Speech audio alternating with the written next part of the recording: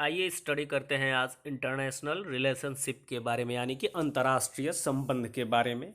कैसे दो देशों के बीच में अंतर्राष्ट्रीय संबंध बनाए जाते हैं, तो उसके बारे में डीपली स्टडी करेंगे। बने रहिए वीडियो के लास्ट तक और देखिए।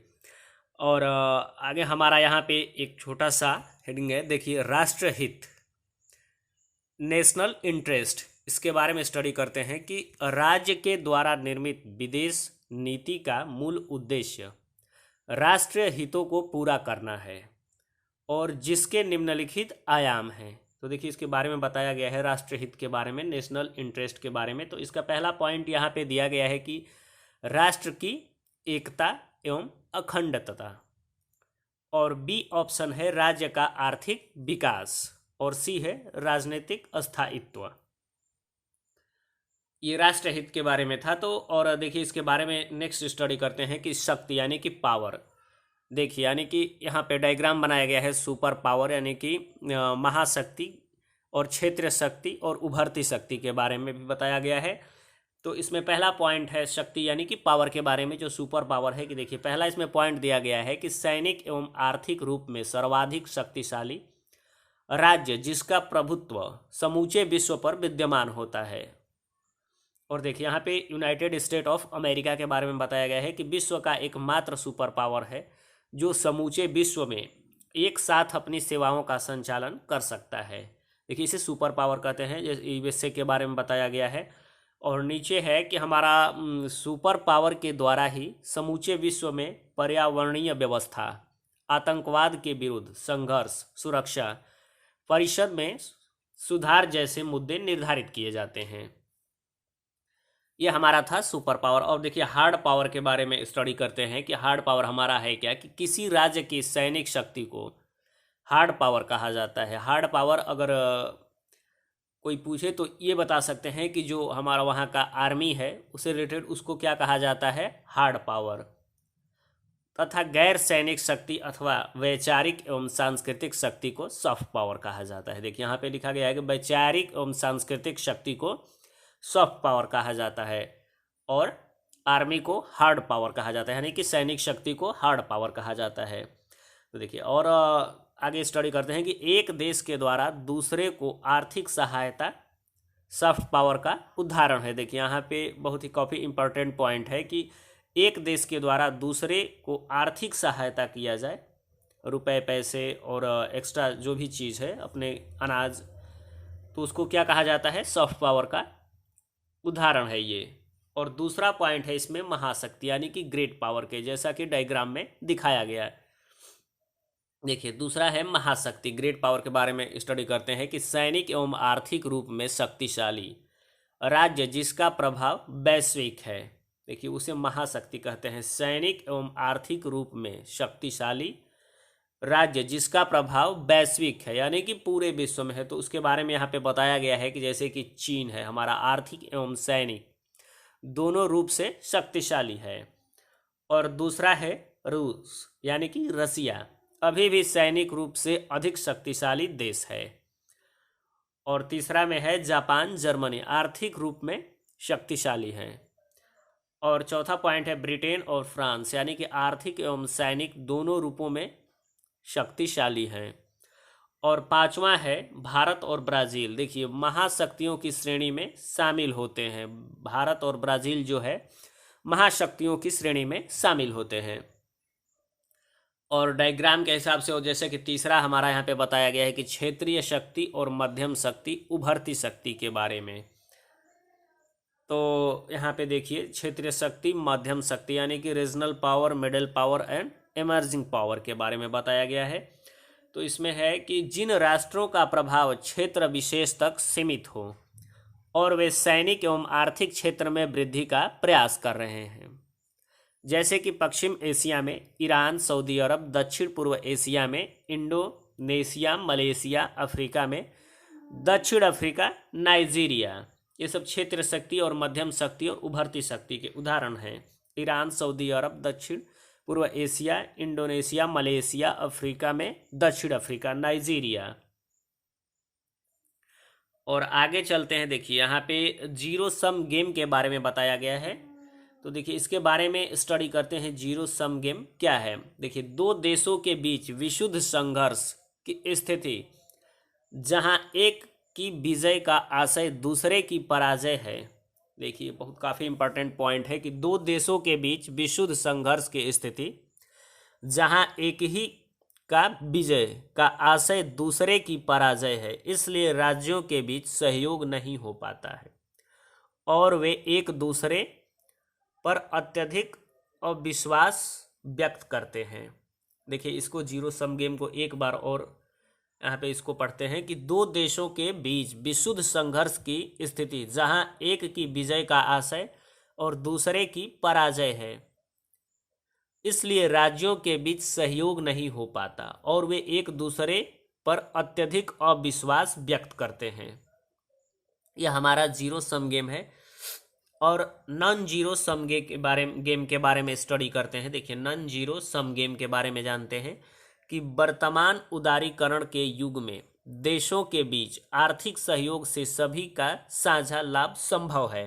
देखिए, जो नॉन जीरो सम गेम है कि वर्तमान उदारीकरण के युग में देशों के बीच आर्थिक सहयोग से सभी का साझा लाभ संभव है। जैसे कि हमारा कि पर्यावरण की रक्षा सभी के लिए लाभकारी है।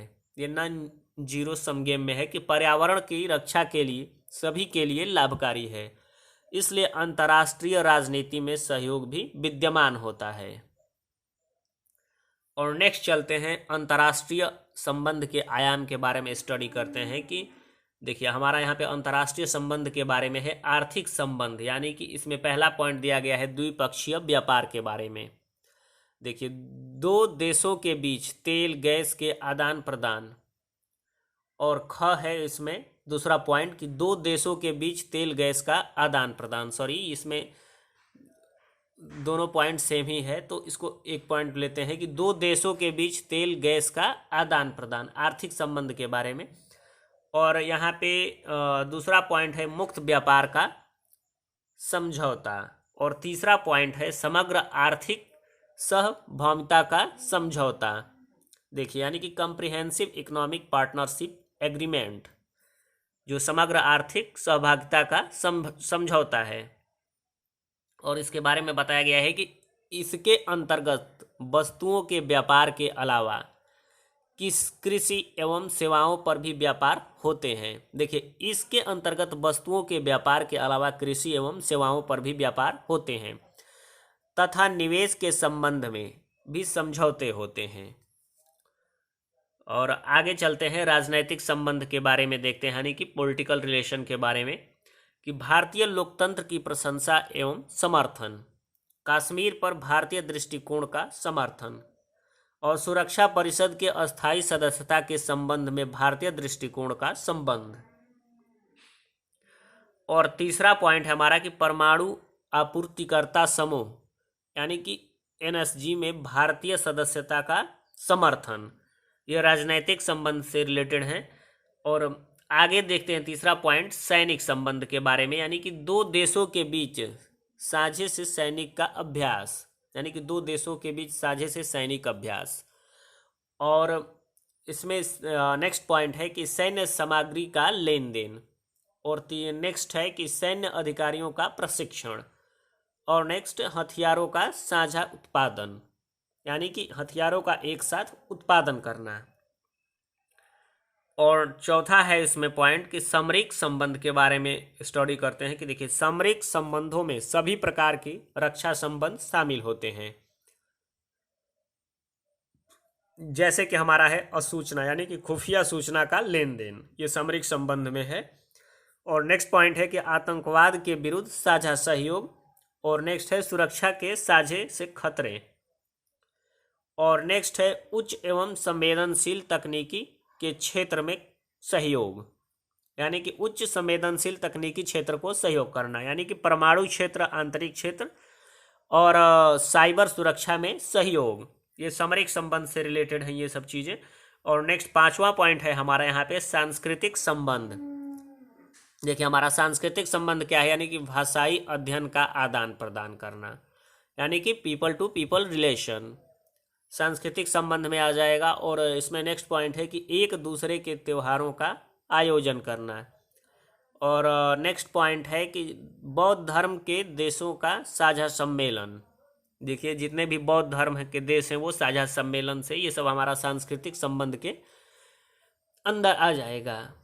और नेक्स्ट चलते हैं, देखिए सहयोगी यानी कि पार्टनर के बारे में पढ़ते हैं और रिलेशनशिप के बारे में। जो देखिए दो देशों के बीच आर्थिक और व्यापारिक संबंध विद्यमान हो परंतु सामरिक रूप में मतभेद बने हुए हों। देखिए जैसे भारत और चीन के बीच सीमा विवाद बना हुआ है और फिर आर्थिक जो सहयोग प्रभावी हो रहे हैं इसमें। तो देखिए और आगे चलते हैं एली यानी कि मित्र देशों के बारे में पढ़ते हैं। एली यानी क्या है ये कि जिन देशों के बीच सामरिक, सैनिक एवं आर्थिक संबंध से दृढ़ हो वो मित्र होंगे। जैसे कि भारत के लिए अमेरिका, रूस, जर्मनी, फ्रांस, इजराइल क्या है, मित्र हैं। और लाइन्स देखते हैं, इसके बारे में देखते हैं कि दो देशों के बीच सैनिक गठबंधन जैसा कि नाटो के सदस्यों के बीच है, जैसे कि अमेरिका का जापान और दक्षिण कोरिया के बीच है। और नेक्स्ट चलते हैं, देखिए ये हमारा है न्यूट्रल एलिंग। जिन देशों के बीच सामरिक, आर्थिक, राजनीतिक संबंध मधुर एवं मित्रतापूर्ण हो, देशों की शासन प्रणाली एक जैसी हो, उससे भी देखिए यहाँ पे है कि उससे भी बड़ा सभ्यता और संस्कृति में समानता हो, जैसे कि भारत और जापान। ये देखिए हमारा है कि जिन देशों के बीच सामरिक, आर्थिक, राजनीतिक संबंध मधुर हो, मित्रतापूर्ण हो और देशों की शासन प्रणाली, जो शासन प्रणाली है वो एक जैसी हो। देखिए सभ्यता और संस्कृति में समानता हो, जैसे कि भारत और जापान के बारे में बताया गया है। तो ये हमारा हो जाएगा। देखिए आगे यथार्थवादी विदेश नीति। देखिए यानी कि रियलिस्ट फॉरेन पॉलिसी क्या है, इसके बारे में हम लोग स्टडी करते हैं। रियलिस्ट फॉरेन पॉलिसी, यथार्थवादी विदेश नीति के बारे में। तो इसमें पहला पॉइंट दिया गया है कि प्रत्येक राज्य अपनी सुरक्षा एवं शक्ति को सुदृढ़ करने के लिए ज़्यादा से ज़्यादा सैनिक सामग्री अर्जित करने का प्रयास करता है। ये तो करेक्ट फैक्ट्स है कि प्रत्येक राज्य अपनी सुरक्षा एवं शक्ति को सुदृढ़ करने के लिए ज़्यादा से ज़्यादा सैनिक सामग्री अर्जित करने का प्रयास करता है और अपने राष्ट्र हितों को पूर्ण करने पर बल देता है और नैतिकता, अंतर्राष्ट्रीय विधि की परवाह नहीं करता। ये भी करेक्ट फैक्ट्स है। और देखिए यहाँ पे है आदर्शवादी विदेश नीति, आइडियलिस्ट फॉरेन पॉलिसी क्या है हमारा। यहाँ पे देखिए यहाँ पढ़ते हैं कि हमारा आदर्शवादी जो विदेश नीति क्या है कि यह नीति यथार्थवाद के विरोध, जिसमें सह-अस्तित्व, शांति, अंतर्राष्ट्रीयतावाद, अंतर्राष्ट्रीय विधि एवं अंतर्राष्ट्रीय संगठनों का समर्थन किया जाता है। ये इसे क्या कहते हैं, आदर्शवादी विदेश नीति यानी कि आइडियलिस्ट फॉरेन पॉलिसी के बारे में। देखिए यहाँ पे हमारा है प्रैग्मेटिक। देखिए क्या है प्रैग्मेटिक, इसके बारे में स्टडी करते हैं। देखिए कि यथार्थवादी एवं आदर्शवादी नीतियों का जो समन्वय एवं सामंजस्य एवं आवश्यकता पड़ने पर यथार्थवाद को अपनाया जाए और ज़रूरत होने पर आदर्शवाद को स्वीकार किया जाए, उसे क्या कहते हैं, प्रैग्मेटिक कहा जाता है। और देखिए यहाँ पे इसको एक बार और प्रैग्मेटिक के बारे में डिस्कस करते हैं कि यथार्थवादी एवं आदर्शवादी नीतियों का समन्वय एवं सामंजस्य एवं आवश्यकता पड़ने पर यथार्थवाद को अपनाया जाए और ज़रूरत होने पर आदर्शवाद को स्वीकार किया जाए। ये हमारा है प्रैग्मेटिक। तो आज के लिए इतना ही, धन्यवाद।